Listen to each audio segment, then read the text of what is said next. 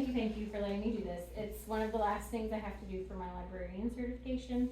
We do teacher PD, so that's what we're gonna do. I'm gonna talk to you guys for a little bit about Ozobots and literacy, some activities that y'all can do in your classroom. Our learning objective, we can integrate Ozobots into the first grade curriculum for math and literacy instruction or for enrichment. Kind of an outline of what we're gonna do. We're gonna talk about Ozobots.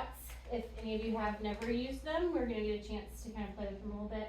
I have some ideas for beginning of the year stuff, like looking forward to next year with kids coming off of summer and, you know, really you have kindergartners coming to see you in the fall. And then some ideas for now towards the end, till the end of the year as well. And we'll camp out a little bit on story retelling to practice, kind of using them and doing that. So, one question, has anyone ever used Ozobots before? I've seen them. Yes. Lydia, you have? Yes. Yes.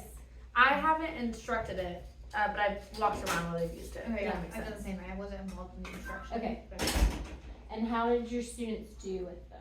They really liked it. It was like something. Well, it's because I didn't instruct it. That's really good.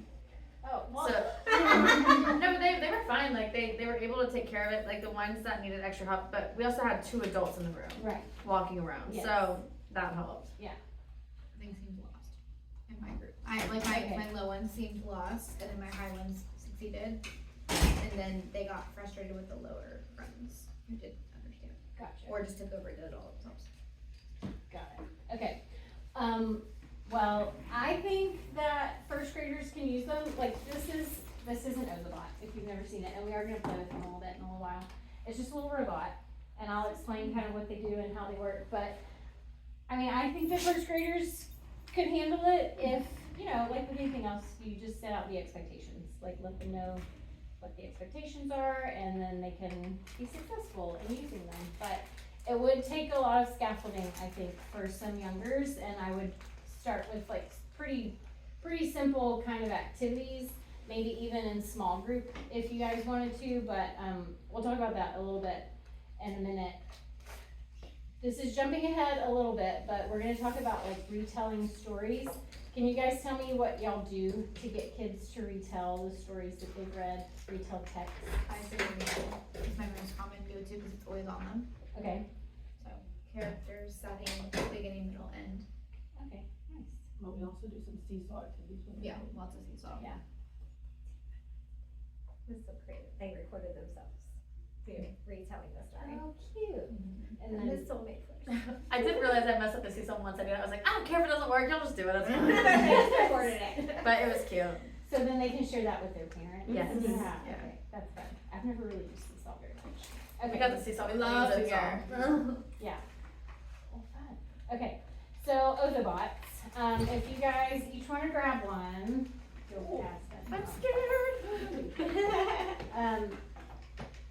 We have this whole set here at Garcia, which we're very lucky to have, and we don't use them enough. Like I've used them, like they just sit in my office. I've used them twice with 4th grade, once with 5th grade, and once with 6th grade. And so I'm hoping that we can start using them more. Like, it's an underutilized They really like resource. it. So, I mean, you can see the little guy, like there's a power button. It's hard to see, but you can feel it. Or maybe it's just me. There's wheels, and then it'll light up. There's lights on the top. On the bottom, there's sensors, and that's what reads the color coding, which we'll talk about in a second. The only like care piece that I would tell them, obviously they need to be gentle, but not to like touch the bottom as much as they can, right? Just to kind of carry it like this. These can be used for block coding. You would turn on the Wi-Fi on the Chromebooks and they would code on a website and then it would communicate with the Ozobot. It's a little too much, in my opinion, for 1st grade. So they can also do color coding, which is what's up on the screen. You have a copy of this in your thing that I gave you, but it's not in color, so that makes it a little tricky because the color printers are story.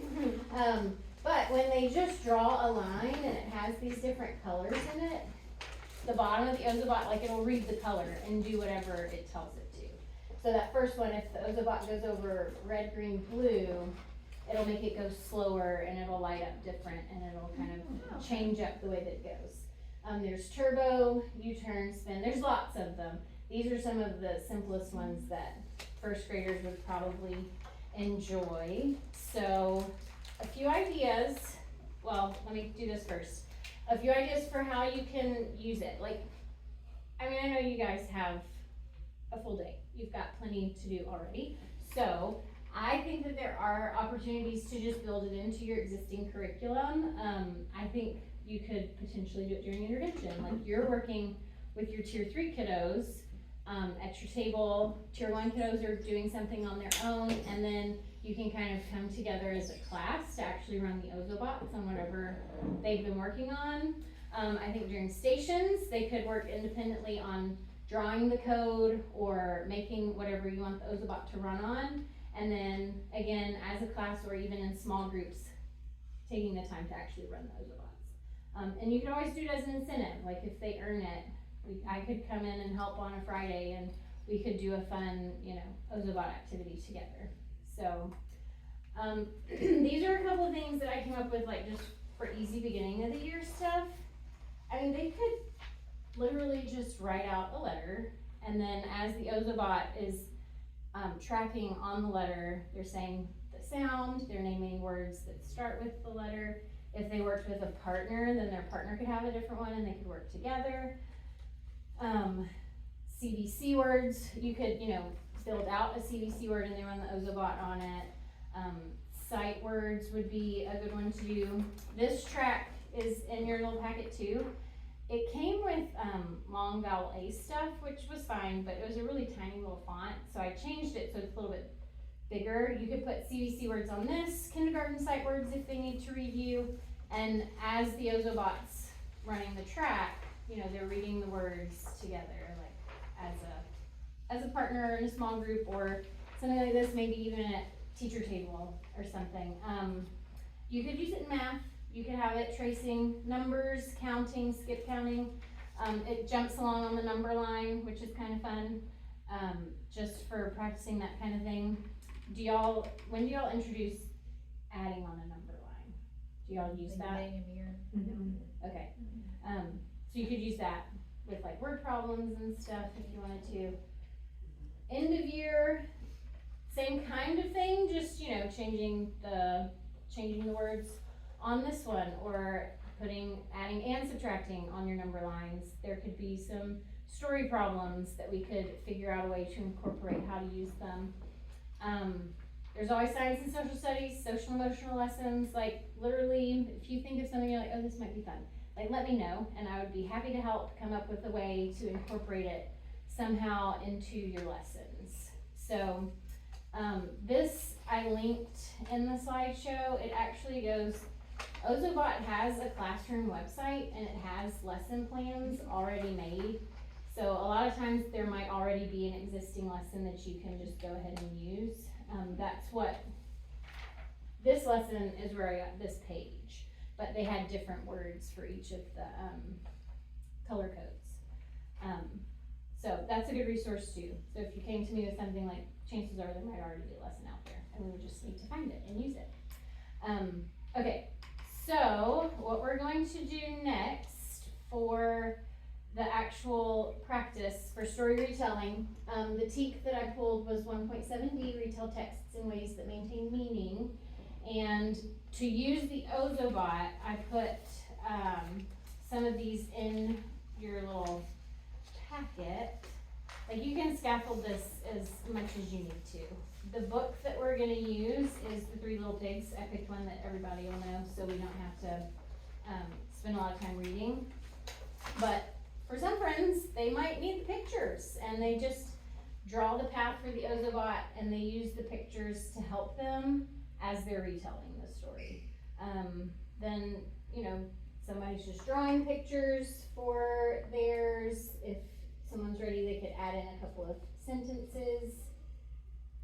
I feel like the next level would be 4 parts that they're retelling, and then, just words if somebody's made it to that point with retelling texts. So, like I said, we're gonna use The Three Little Pigs, and You guys can pick, I mean, you have all of the pages in your packet, you can pick which one you want, like, just as an example, this is the one that I did, so I just kinda retold the story, and then after I wrote, like, the retelling part, I drew the path for the Ozobot. So, going back to like how to put it into the classroom, like this worksheet could be something maybe they do during station time or at your table or however you wanted to do that. And then the Ozobot piece you could add in like later. And I could come in to help for that part too. If, you know, they had all of this ready to go and it was just a matter of literally putting the Ozobots to the path. You can, I have Ozobot markers, but you can use any markers, Crayola markers, whatever, they all work. There is, let's see, I've got these since the color printer wasn't working. These are the color codes that I use with the bigger kids. I mean, y'all can do whatever color codes you want. With the little people, the ones that were on the screen are probably the best ones to start with. But you literally just take the marker and draw your path and make your color codes. I think the trickiest part, honestly, is keeping the width of your path the best. Like if it gets too skinny, the Ozobot gets a little grumpy. If it gets really thick, he doesn't like that either. So that's why I think something as simple as, you know, your letters or this path that's already got it laid out for you would be a good starting point. So they don't get frustrated, because that's not fun for anybody. But, if you guys would, I will get everybody some markers and the color codes, and if you want to draw out the path, however you wanna do it, whichever page you wanna use. I do have a question. Yeah. So on here, like, it's this, and then there's like a while until it has to turn. How do you, like, would I do U-turn for that, or turn left? It'll just follow the line. Oh, Yeah. okay. So you don't have to worry about that. The U-turn and the right turn and all that is if you have like a fork in the road, kind of. That's something that would be a little bit tricky, like when I wrote the letter P, it had trouble deciding which way to go at the intersection. So if you were getting real fancy, you could tell it to turn left, like Okay. based on the color code. Gotcha. But like on mine, if you just turn it on and then stick it on the path, like it'll just follow along. And the idea being, like, as it's moving around on the path, you're retelling the story. Okay. Right? And so then it reads that, and that's the turbocharge. Yeah. And then that's the zigzag, which I wasn't thinking the zigzag sends it off a little bit, but then you can put it back on the path and have it go. And it lights up different colors, which is fun. So like on the blue P, it'll just show the color that you've got it on, so. I kind of want to challenge myself. What's this There thing? it goes, yeah. Do you want me to? Okay. Yep. Are you doing my green thing? Yeah, the tornado's fun. Got the markers? Are y'all good on markers? Yes.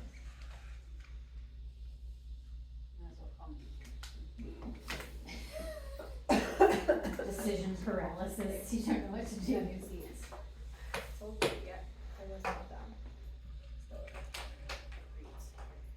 You guys hear about it.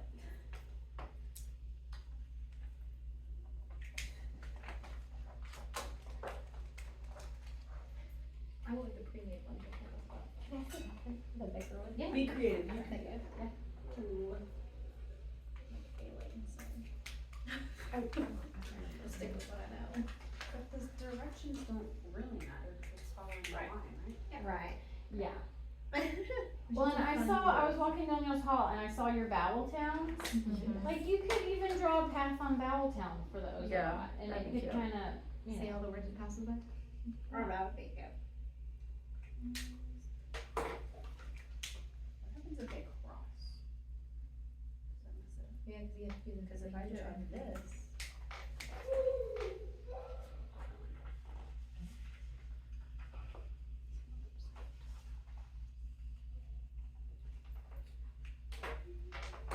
And so much of coding too is trying it and then troubleshooting. And so you know, just go for it. And then if it doesn't work, we can always try it again. My kids love during their free time to do the coding that you sent out like at Christmas time. Oh, yeah. Is that something they could do with the Ozobot, like those websites? I mean, that's block coding, so if they love it and wanted Yeah. to try it, we could do that, yeah.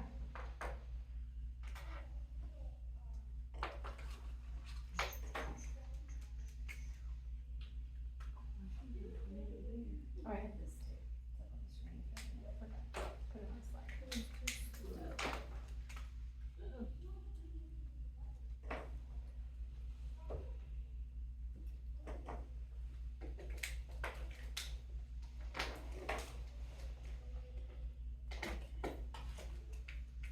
Do these markers, are they like special, or could it be like, It could be any marker, any marker works. These are nice, cause when you're drawing the path, that chisel tip is the perfect width. But, yeah, you can use any marker. just saying, my kids would accidentally smash these. Okay.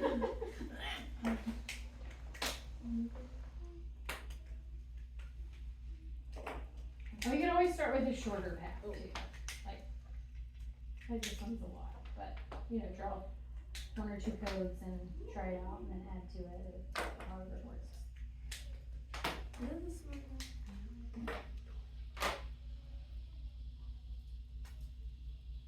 Is that the tornado? Yeah. Yeah, that's one of my favorites. She said there's not on there, okay. Let's do.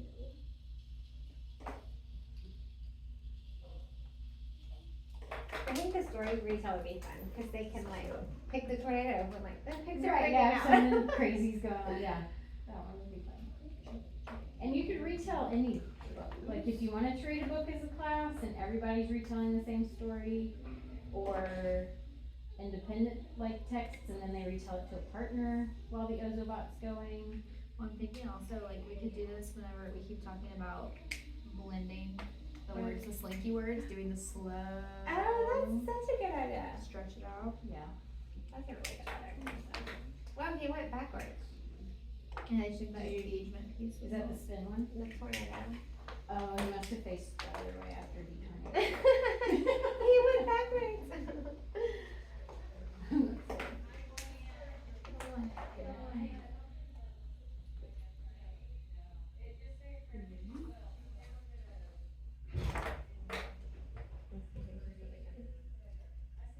And sometimes they do need to be calibrated, but I would make sure that they're like, that part's done before y'all use them, cause that would be a little too much.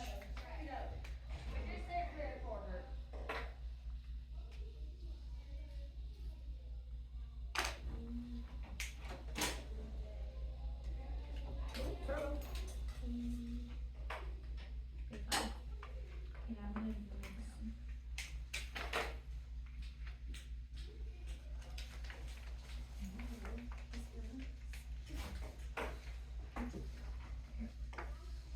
Is that where you turned around last time? I think so. Yeah. What is this one? I can't remember. Oh, yeah, it's going that way. Oh, interesting. Yeah. Alright, C. Oh, so, you know, always turn it off and back on. Cheap.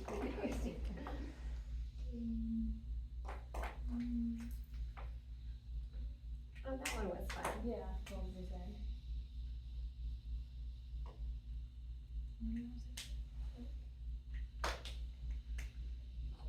Okay, so there's no color, he just stops. Yeah. Okay. And if you wanted, you could trace over it with just Okay. solid black I like line that. or. Tornado because the wolf flew in there. Oh no, where are you going? Okay. Let's see. There we go. Okay, let's get rid of it. Oh, so we have the word here. Okay, so. Well, now I went the other way. Stop. Okay, tornado. Is it the picture? Is he getting? I think so. Picture? Yeah. You totally do it. Totally works. Oh, there he goes. I made the whole bottom, the nitro boost. Tornado because the wolf blew the house down. Yeah, that's what I did too. So then he gets confused and he goes around the house. Nitro Boost. It's fun. That's like a smell. Did I do that wrong? I don't want to do those in my Three Little Pigs.